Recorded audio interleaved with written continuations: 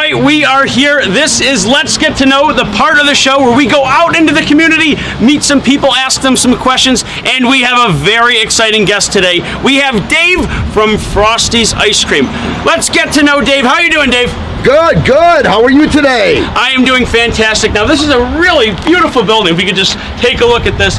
You own an ice cream shop. So could you tell us a little bit, how do you get into this business and how did you start off with ice cream? Wow, okay. Well, back when I was a kid, there was a place called Beef and Sirloin, and they used to make you an ice cream cone that'd be about that big.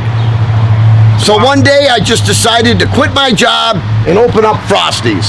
And that was 18 years ago today. And we make that cone that big. Wow. So you've been in this for a long time then? 18 years? 18 years now. So what would you say is your favorite thing about owning this ice cream shop? Oh, I'd have to say the joy of the customers. The joy that the customers, and when you see them get their ice cream, their faces, their smiles, that's got to be the best. The best. So kids love ice cream, parents love ice cream, everyone loves ice cream, really. Why do you think people like ice cream so much? I think it's a break away from the everyday world. It gives you a break away from everything. Right. You know, it's happy. It's happy. Ice cream certainly is happy. It's also delicious. We all love ice cream. One thing I wanted to ask about is sprinkles. Now, I don't usually have sprinkles on my ice cream. Do you have sprinkles in your ice cream? I do not. Why do you think kids like sprinkles? I think it's the color. The colors? The rainbow colors, I think, because chocolates. Our old days, we'd have chocolate sprinkles. Right. Today, it's rainbow everywhere. Yeah, everyone likes the colors, and it's fun. You can kind of decorate your ice cream, make it look however you want, so I'm sure everyone likes the sprinkles. Now, I have to ask about this hat. So, take a look. If you take a look inside of your shop here, you've got all sorts of hats on the ceiling all around the place. What's with the hats? All right, well, one day, I had 3 hats at home, and one was a Goofy and a Donald Duck, and I wore one. Next thing you know, I got 5. Next thing you know, I got 10 and 20. Customers would bring them in, and we'd give them a free ice cream. And I think right as of today, I'm at about 165 silly Goofy hats. 165 hats? Yes, all from customers. So you just collect these hats, you wear them all the time, and that is so cool. Yes. Do you have a favorite hat? Nah, not really. You just like them all? It's a mood thing. You come in, you look up, you look around, and you say, that's the hat today. Oh, so it's spontaneous. You don't know which one you're going to wear? No, or I let a customer pick. Sure. If I forget to put it on. Awesome. Customers will come up to the window and they'll say, nope, not getting an ice cream until you get a hat on. No, sir. Very cool. And now your son's also involved in your business. Yes, he is. He started when he was about 15 years old. And 10 years ago, we opened up a second location. And he's basically running that one. Well, both of them also. We both do it. And there's no better feeling to be able to spend the entire day with your son. Absolutely. Yeah. It's great that you've made it like a family business, got your whole family involved. We even got the grandkids. They're a little young. They're only 5. Yeah. But I don't know if they're eating more ice cream or helping more. I'm going to go with the eating part. Absolutely. Well, like I said, it's delicious. All right. Well, here is a favorite part of Let's Get to Know. This is called the Rapid Fire Hot Seat Round. We're going to be asking you 7 quick questions as fast as we can, and you have to answer as fast as you can. Do you think you can do it? I think I'm going to give it my best shot. Yes. All right. Well, let's start this off. What is your favorite meal? Lobster. Lobster. All right. What do you like better, cats or dogs? Dogs. Early to sleep, or do you sleep in? Don't sleep at all. All right. Ever. If I get an hour's sleep a night, I'm happy. All right. Let's see. Favorite sport? Oh boy, let's go with hockey. Hockey. Favorite snack? Oh shoot. Let me think now. I don't know. Milk duds are pretty good, man. Kind of like my milk duds. Cashews, but I mean, come on. Ice cream?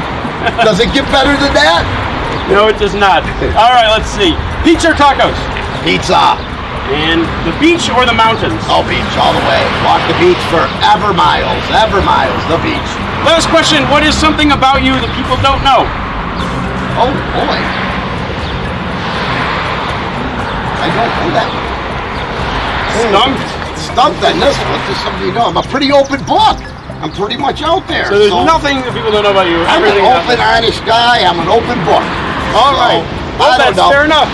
The best thing I guess people don't know about me, but they probably do, is that there's no better life than being a grandfather. Oh, that's wonderful.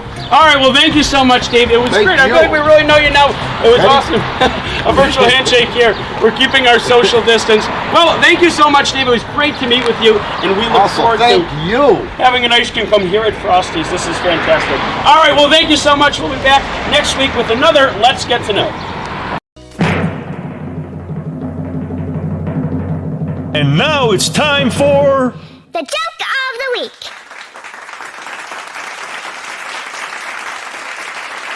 I read a book last night on anti-gravity. It was really hard to put down.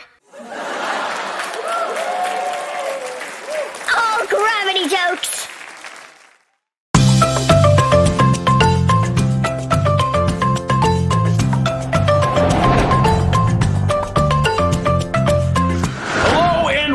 To Checkers Loves Books. This is the part of the show where I recommend books that I think you should be reading. And we have two books to talk about today. As always, books for younger readers and books for older readers. And the book for younger readers today is this right here. It is called The Giving Tree by Shel Silverstein.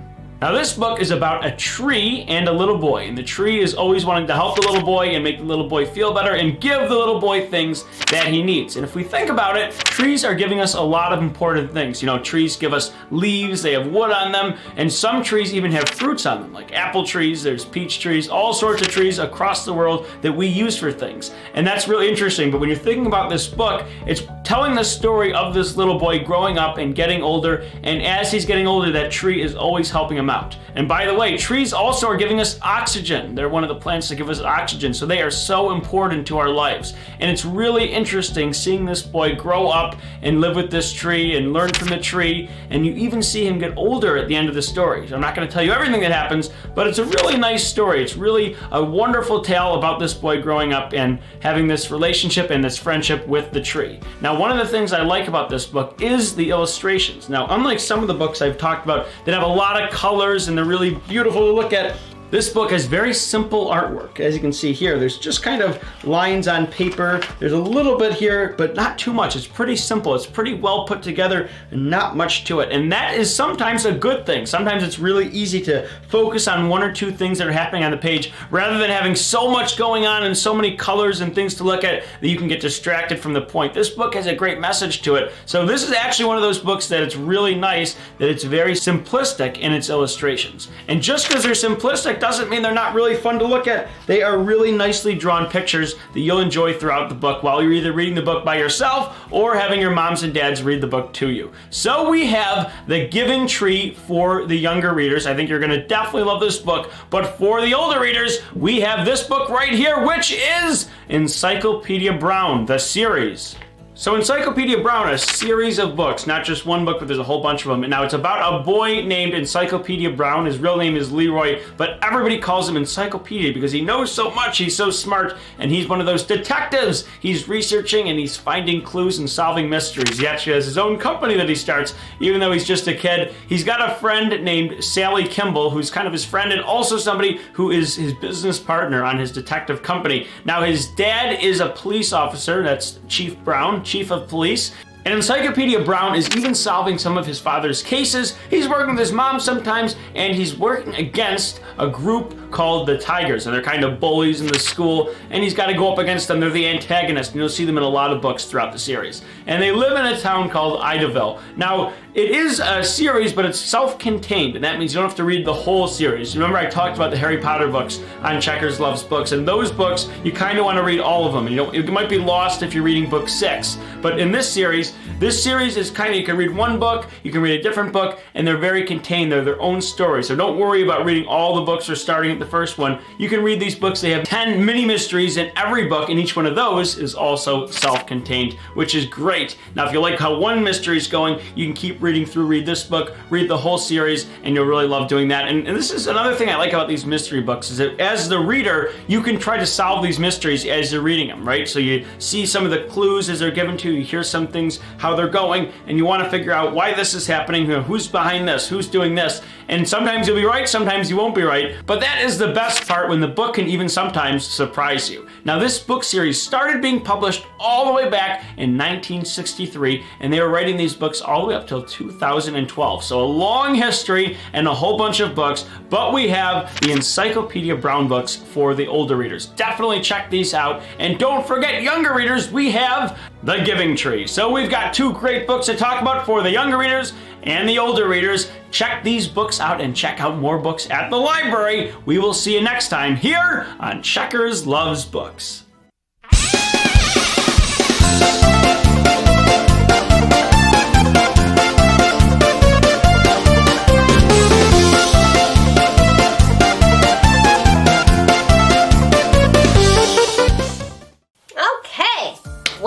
Another story to read to you today, and it is called Green Shamrocks. The author is Eve Bunting, and the illustrator is Joelle Drydenny. Alright, let's see what's going on here. Green Shamrocks. Green Shamrocks.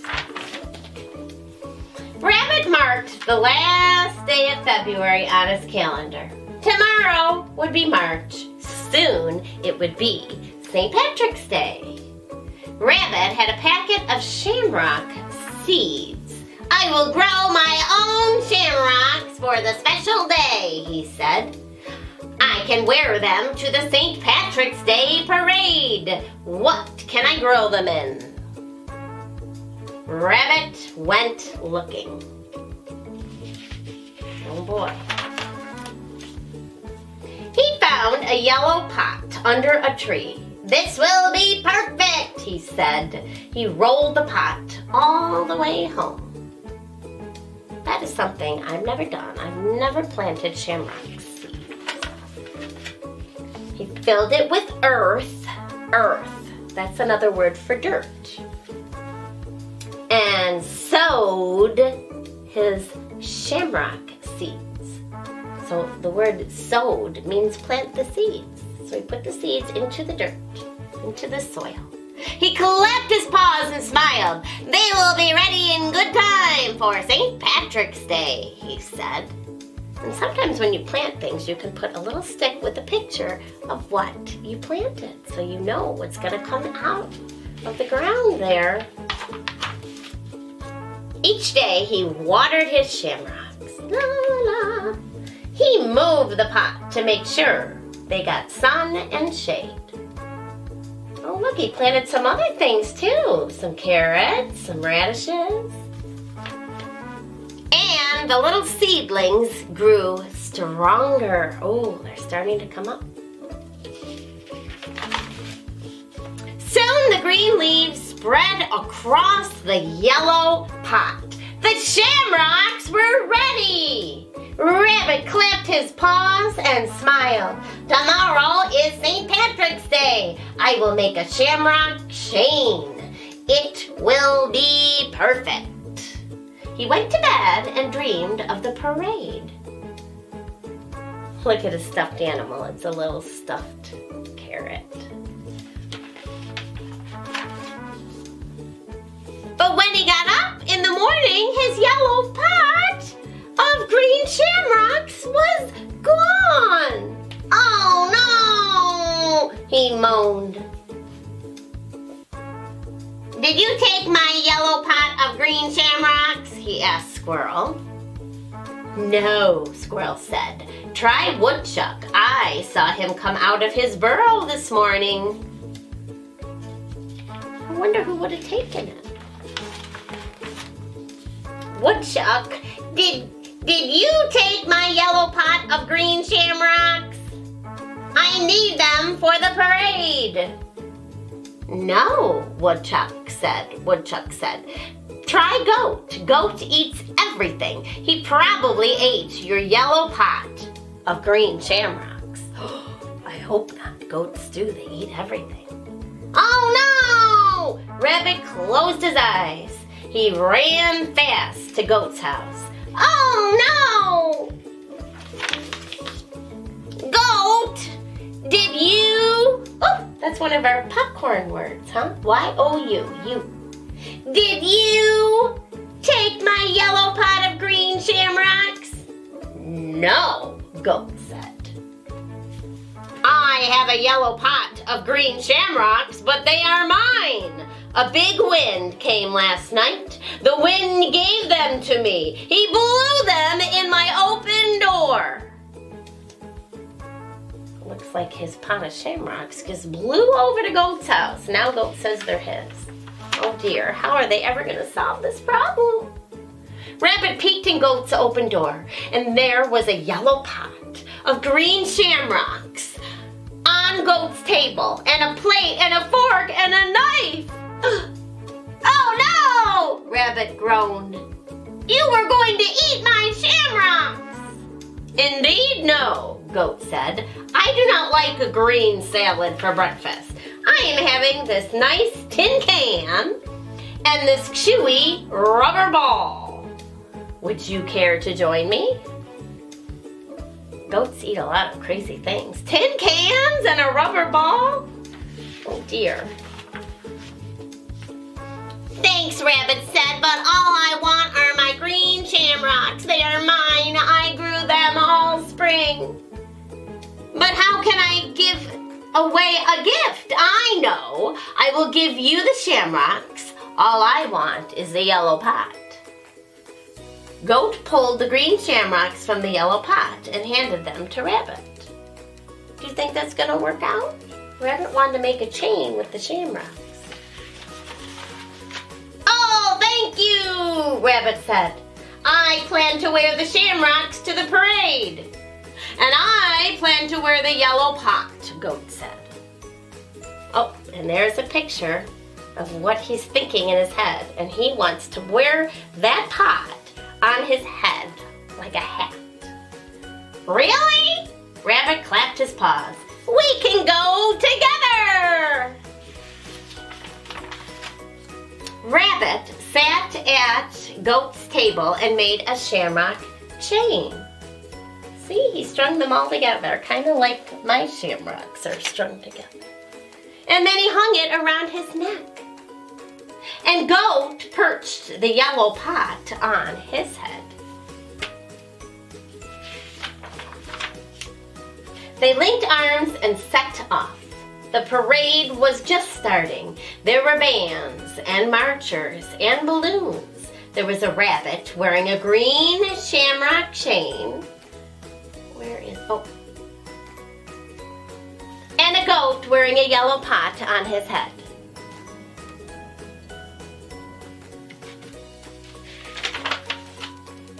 Happy St. Patrick's Day, they called out to everyone they met.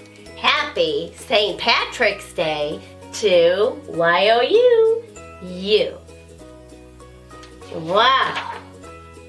And look at that, they're great friends. So, sometimes you can work things out. Goat thought that the pot was a gift to him because it just rolled in his house.